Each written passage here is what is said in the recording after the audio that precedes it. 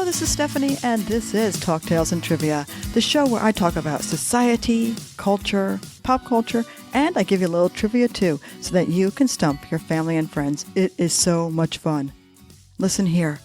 I am a mad researcher when it comes to all those topics and that trivia I give you, the research I give you, and I give that to you so that you can look intelligent, seem enlightened, and stump your family and friends at the same time. It is so much fun. If you are a new listener here at Talk Tales and Trivia, I want to welcome you and thank you for tuning in. I hope that you enjoyed this episode on the Allegory of the Cave. Sit back, relax, listen, and enjoy. Well, before we really get into it, I want to tell you something. I want to tell you that I wasn't quite sure what an allegory really was. Well, I wanted to make sure I knew. And of course, I know you know because you guys are really, really smart. But what is an allegory? Just to get it clear in my head, I needed to know.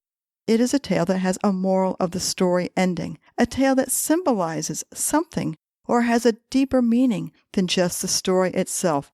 It represents something that is different than the story itself. So that's really cool, and it's a good thing to remember. Well, the Allegory of the Cave was written by Plato. You know, it's hard to believe that Plato lived such a long time ago. I mean, so long ago. From around 423 BC until around 348 BC. That's a long time ago. Well, the Allegory of the Cave is timeless and a lesson we can all learn from even today. But wait, you know what? Before we really get started with this allegory, let me just give you some food for thought. In the 1999 movie, The Matrix, the question is asked, what is real? Unfortunately, no one can be told what the Matrix is.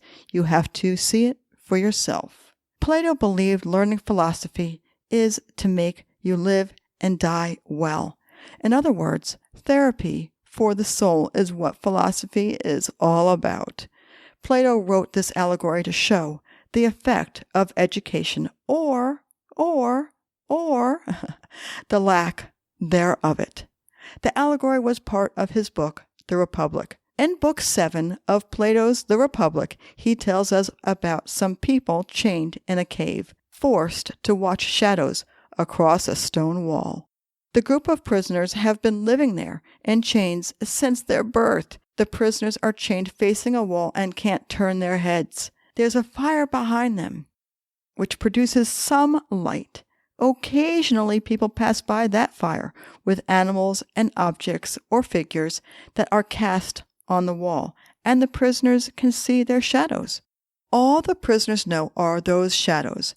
They name them and believe they are real entities. They are real things. They talk about the shadows with enthusiasm and are fascinated by them, thinking that if you pay attention, you can succeed in life. The prisoners assume these shadows are real, and if you understand them, you will exceed and be successful and happy in life. That's what they believe. One day, one of the prisoners is freed and realizes, when released from the shackles and the cave, that these objects, these shadows, are real and not just mere shadows or images put on the wall. On the outside world, away from the cave, he sees color and beautiful animals, flowers, trees, stars, people freely going about their business.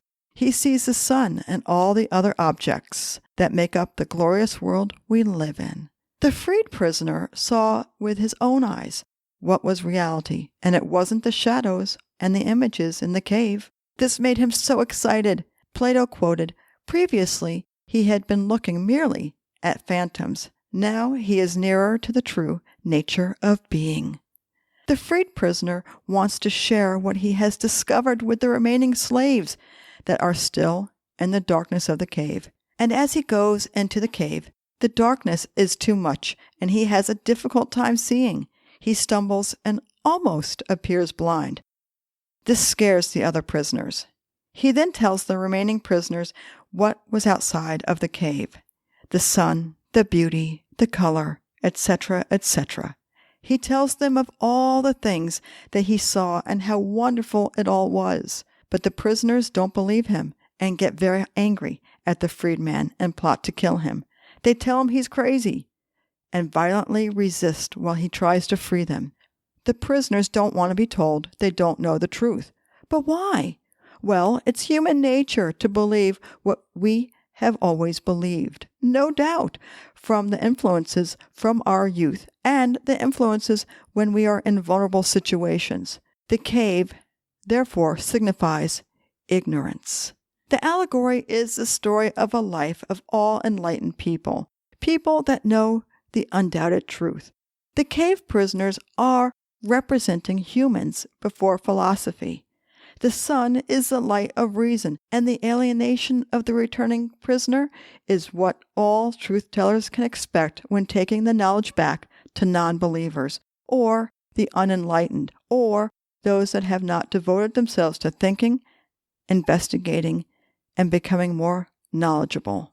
There are prisoners or unenlightened people in our world today, right now, that perhaps don't want to know the truth that is right in front of them. Plato believes we are all, perhaps, in the shadows for most of our lives, though, and these shadows are, in fact, only images projected by our society and our culture, playing on the walls of our fragile and flawed minds. It's not our fault, really.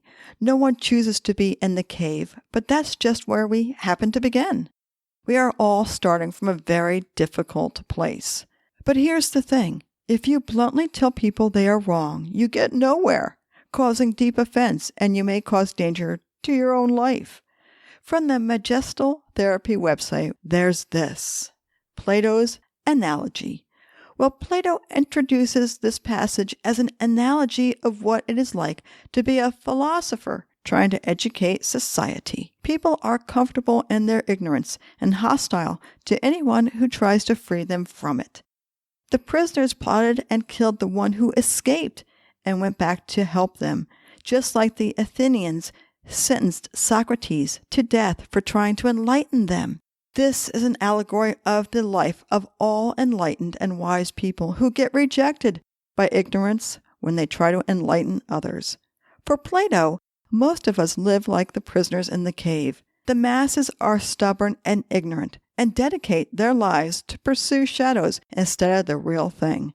The shadows can be interpreted as status or wealth, among other things, as opposed to wisdom and knowledge. So what then is the solution to this problem? To prevent this, we can try a very Socratic method. What is that? Well, from the Majestal Therapy website, once again, there is this, the Socratic Method.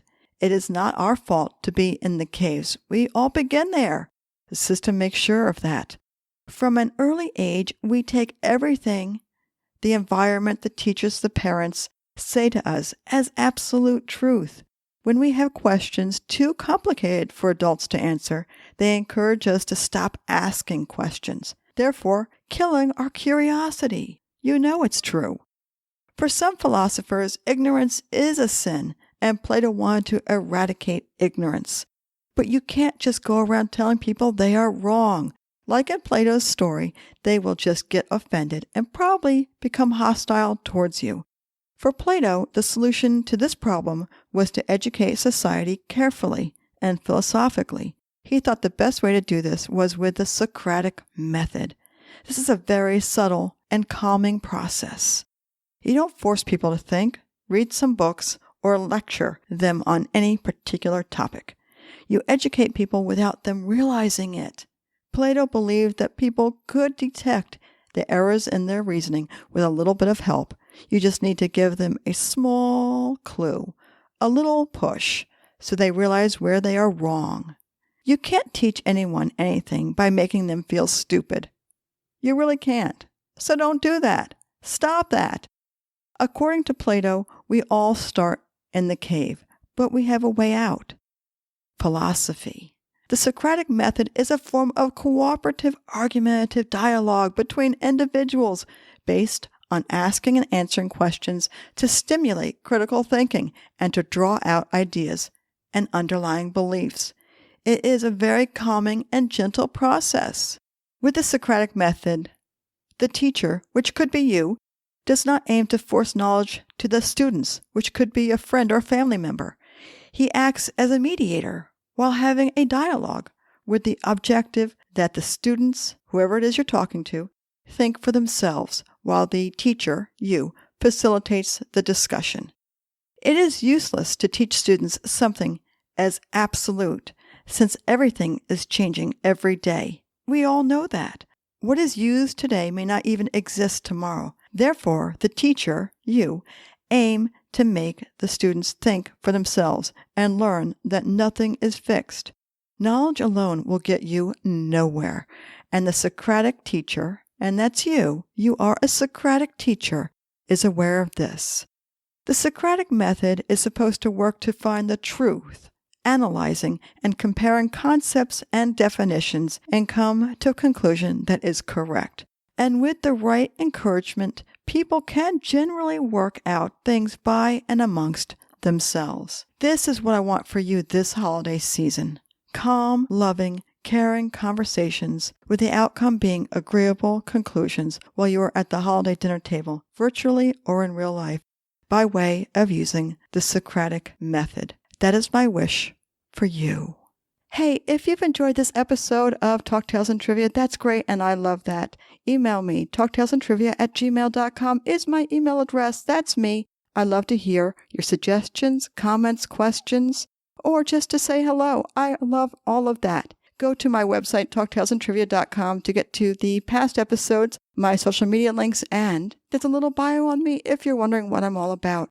And you know what? I just know that if you enjoyed Talk Tales and Trivia, you may very well enjoy my second podcast, Growing Uncomfortable. Go to growinguncomfortable.com to get to my social media links, my episodes, and that little bio on me, if you're wondering what I'm all about, is there as well. Listen, one more thing I have to tell you before I go, and that is to subscribe. Subscribing is free, and it gives you the notifications of when new episodes come out, and that is so cool. Listen, I got to get out of here, but I hope that you have enjoyed this episode of Talk Tales and Trivia, and I will see you next time. Okay, bye-bye.